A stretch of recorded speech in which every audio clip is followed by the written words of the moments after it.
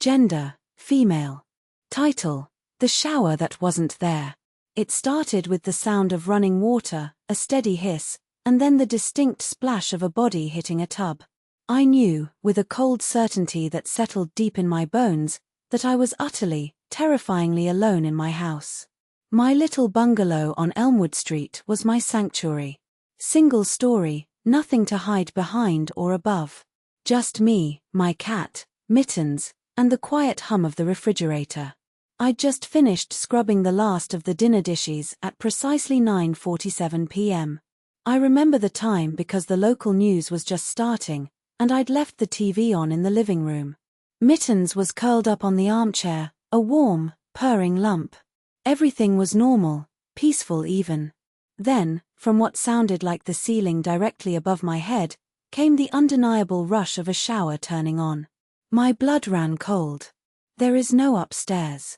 There's no bathroom above the living room, or the kitchen, or my bedroom.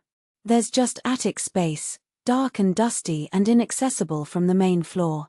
I froze, holding a damp dishcloth, my breath catching in my throat. "Mittens," I whispered, my voice shaky. The cat lifted his head, ears twitching, and let out a low, uneasy growl, his fur bristling. The water continued to run, a steady, insistent torrent. I tiptoed towards the living room, the floorboards creaking beneath my bare feet, each sound amplified in the sudden, suffocating silence of the house. I peered up at the popcorn ceiling, as if expecting to see a crack open up, a gaping maw revealing the impossible.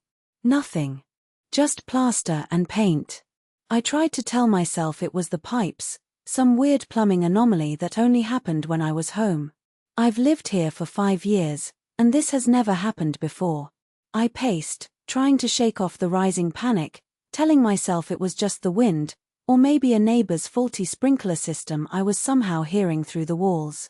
But the sound was too distinct. It was the specific, intimate sound of water hitting skin, of soap lathering. And then, the distinct creak of what sounded like a wooden floor, a faint groan that suggested movement, someone moving, in the impossible space above me. A faint, cloying smell, like old soap mixed with something metallic, began to drift down. My heart hammered against my ribs, a frantic drumbeat. I grabbed the heaviest kitchen knife from the block, its cold steel a small comfort.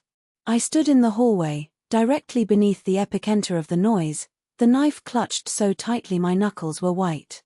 The water suddenly cut off, plunging the house into an even more profound silence, a silence that pressed in on my ears.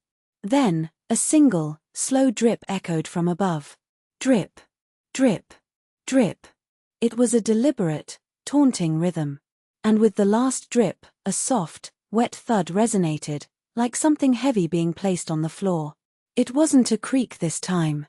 It was a settled, undeniable weight. I squeezed my eyes shut, praying it was all in my head, that I was overtired, stressed. When I opened them, a thin, dark stream was seeping from a hairline crack in the ceiling, directly above where I was standing. It wasn't water. It was thick, viscous, and it smelled sickeningly sweet, like overripe fruit and rust. The stream widened, a dark, oily tear in the plaster, and the smell intensified, making me gag. The crack is still there. It hasn't stopped oozing. Mittens won't come out from under the bed, and the house is never truly quiet anymore. There's always a faint, persistent sound, like water trying to escape.